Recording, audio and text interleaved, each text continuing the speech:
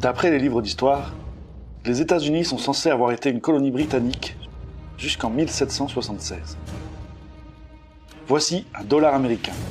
Sur la face, on voit George Washington, le premier président des États-Unis d'Amérique, franc-maçon et un des pères fondateurs. Sur le dos du billet, on peut voir une pyramide avec un œil. Beaucoup reconnaissent cette image qui a été décrite comme un des symboles d'une société secrète qui voudrait dominer le monde. Mais peu savent que ceci est nommé le delta lumineux, un symbole maçonnique. Et très peu de gens savent que c'est également le sceau officiel des États-Unis d'Amérique depuis 1782. Et oui, l'aigle que l'on voit sur les billets est la face du sceau. Quant à la pyramide, c'est le dos du sceau officiel des USA, fondé par des francs-maçons. George Washington, Benjamin Franklin, entre autres.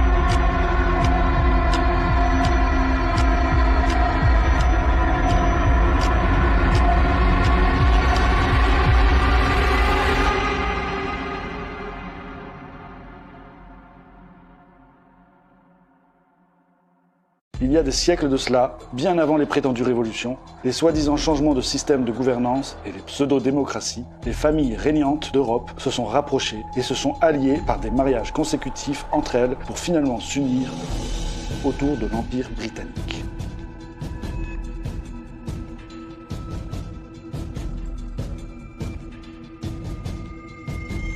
Nous voyons là le roi George V, avec sa petite fille, l'actuelle reine Élisabeth II. George V avait une sœur qui s'appelait Maud, qui a eu un fils, roi de Norvège Olav V, qui lui-même a eu un fils Harald V, l'actuel roi de Norvège, cousin de la reine Élisabeth II. Revenons à George V. Le dernier avait un oncle, le prince Arthur, qui a eu une fille du nom de Margaret, qui elle-même a eu une fille dénommée Ingrid de Suède, mère de Margrethe II, l'actuelle reine du Danemark et cousine de la reine Élisabeth. Margaret, la cousine de George V, était aussi la mère de Gustave Adolphe, père de Charles XVI Gustave, actuel roi de Suède et cousin de la reine Élisabeth.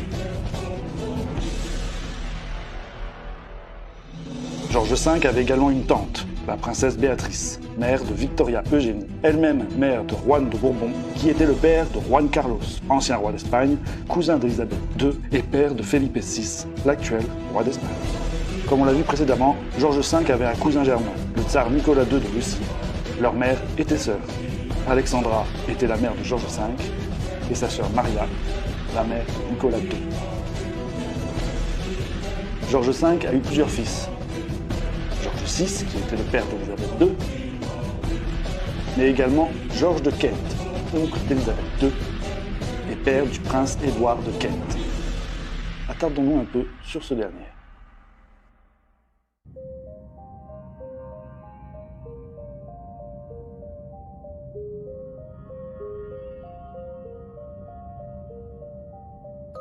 The National Grand Lodge of France, the United Grand Lodges of Germany, the Grand Lodge of the Republic of Venezuela, the Grand Lodge of the State of Israel,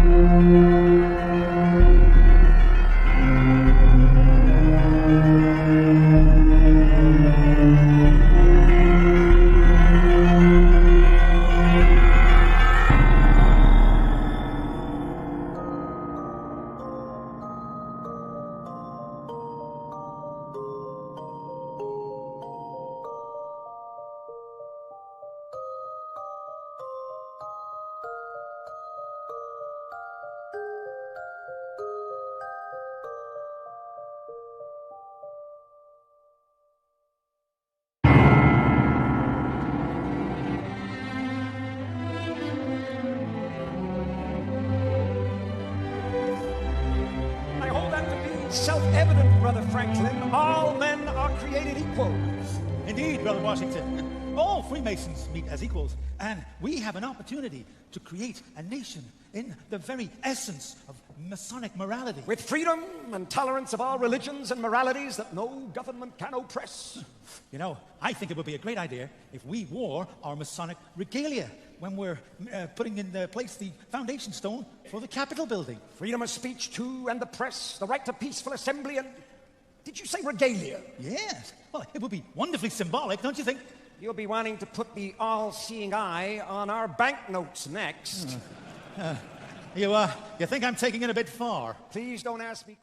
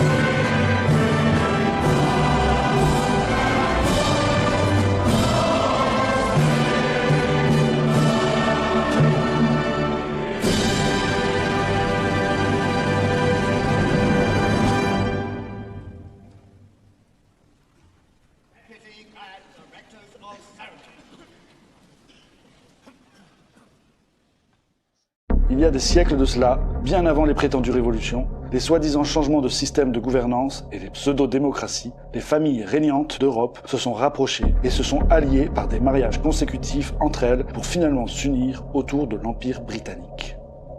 Ces familles ont compris qu'afin de ne pas perdre leur pouvoir, elles devaient s'unir et manœuvrer subtilement auprès des peuples, qui ne sont pour elles que des sujets. Face au peuple, elles se devaient de n'être qu'une force unique, former un seul groupe dans le monde entier. Elles ont compris que pour régner continuellement, elles devaient manipuler les gens, former et utiliser divers et multiples modèles de gouvernement, des tas de partis opposés, de dirigeants. En gros, des fusibles parfaitement remplaçables qui sauteraient à leur place et qu'elles pourraient changer au gré des périodes et des besoins. Elles l'ont donc fait.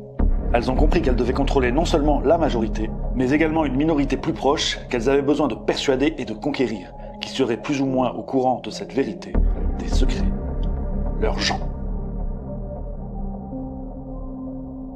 Ils ont alors mis en place cette fraude de franc-maçonnerie, des gens qui se penseront frères et chevaliers, qui croiront à travers leur activité œuvrer pour le bien. Ces familles ont compris que pour réussir à parvenir à leur fin, elles devaient procéder de manière méthodique, mathématique, scientifique face aux masses, et devaient rester extrêmement bons et crédibles face à leur minorité. Pour les peuples, les masses, elles devaient utiliser des leurs, les fraudes des États, les élections, la pseudo-démocratie, les dictatures, les guerres, les coups d'État, les révolutions, etc., etc. Pour leurs gens, les francs-maçons, elles devaient donner l'illusion d'une démarche vers un monde meilleur et équitable pour tous, faire dans l'humanisme en surdose à coups d'associations et de fondations à volonté. Ainsi, en pratiquant la bienfaisance à grande échelle, jamais leurs gens ne questionneraient ces bienfaiteurs soi-disant désintéressés. Ils se sont entendus dès le départ. Principe premier, tout sera sous leur contrôle. Personne n'aura le contrôle de l'argent dans le monde, sauf eux. Aucune exception. Les grandes sociétés, les multinationales, tout ce qui prend de l'ampleur et perdure leur appartient intégralement. Différents noms, différentes marques, différents pays, différents fondateurs, mais 100% à eux. Personne n'aura le contrôle des moyens de propagande, sauf eux. Imprimeries, journaux, et plus tard les télés, les médias alternatifs, les réseaux sociaux, aucune exception. Contrôle absolu. Idem pour les domaines de la communication, de la santé, de l'éducation, etc., etc. Ils utilisent différents noms, jouant la concurrence, les pseudo-guerres commerciales, les procès pour rester extrêmement crédibles, comme Google et Yahoo, Microsoft et Apple, ou encore Coca-Cola et Pepsi. Tout leur appartient, aucune exception, c'est le principe premier. Bien ficelés et bien dirigés de manière méthodique, scientifique, les gens pensent vivre dans un monde divisé par des États, par des régimes plus ou moins démocratiques, alors qu'un seul groupe dirige et décide de quels gens, de quel pays doivent bien vivre, de quels gens, de quel pays doivent travailler plus, ou encore de quels gens, de quel pays doivent souffrir économiquement. Les gens qui doivent dans tous les cas vivre de convenablement à extrêmement bien, pour ne pas aller les questionner, seront la minorité que contrôlent méthodiquement les gens qui les pensent de toute façon bienfaiteurs de l'humanité, qui se penseront frères et croiront faire le bien. Personne ne parlera, tous étant bien entourés, s'espionnant les uns les autres, et la fraude les espionnant tous grâce à leur technologie, smartphones, bracelets connectés, etc. La politique dans le monde, c'est eux. C'est un des principes premiers. Les partis opposés, les partis extrêmes qui s'insultent les uns les autres, les nouveaux partis selon les tendances, les parlements, les parlementaires. Depuis des siècles déjà, ceux qui trompent les gens sur ce qu'est réellement la franc-maçonnerie, c'est eux. Historiens, écrivains, journalistes, cinéastes, blogueurs, youtubeurs, plus ou moins connus, beaucoup sont francs-maçons, agissant pour la plupart innocemment, étant persuadés de protéger les bienfaiteurs de l'humanité, mais se rendant néanmoins complices de cette fraude mondiale. Le caricatif, ou comment créer des fidèles. Construire une base et fidéliser autour, frontalement, cela était impossible. Ils ont donc imaginé un moyen de s'assurer le soutien et la fidélité d'une minorité, autrement que par la simple corruption. À travers leurs tâches quotidiennes, ceux qui feront le bien tous les jours dans des structures mises en place par eux, les penseront bons, les verront fatalement comme des bienfaiteurs désintéressés. Ceux qui les verront installer l'eau et l'électricité dans des villages en Afrique, les penseront bons. Ceux qui les verront moderniser des hôpitaux dans le tiers-monde, les penseront bons. Ceux qui les verront aider des villages pauvres de quelque manière que ce soit, les penseront bons. En agissant de la sorte, ils savent que les gens honnêtes les protégeront, faisant confiance aux bienfaiteurs simples et désintéressés. Leurs actes de bienfaisance sont en premier lieu par pur intérêt, pas pour authentiquement aider. L'intérêt premier étant de séduire, plaire et convaincre une minorité d'accepter et de penser que tout ce qu'ils font est donc bon, et ainsi les laisser faire en les protégeant et en restant silencieux. Aider les gens en passant par la charité et la solidarité est une stratégie pour plaire et amadouer qu'ils ont élaborée il y a des siècles. Ce n'est clairement pas une fin en soi.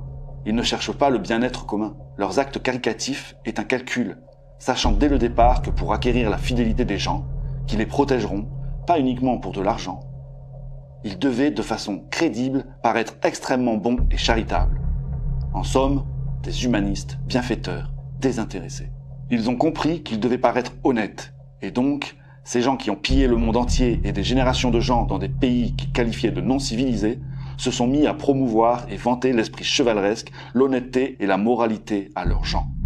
Il y a donc plus de lutte de pouvoir dans ce monde. Cela a été réglé il y a des siècles déjà. Un seul groupe, un seul, mène le show. Les révolutions, les révolutionnaires soi-disant emprisonnés héros, c'est eux. Le putschiste qui fait un coup d'État, le révélateur qui se cache dans une de leurs ambassades, c'est eux. Partout sur Terre, ce sont les mêmes. Tout est faux, tout est truqué depuis des siècles. Et pour que tout cela reste parfaitement crédible, tout est calculé, préparé des années, des décennies à l'avance, avec de multiples pions présentés au public, rendus plus ou moins célèbres par leurs médias pour des multiples variantes de scénarios, de changements de régime, au besoin.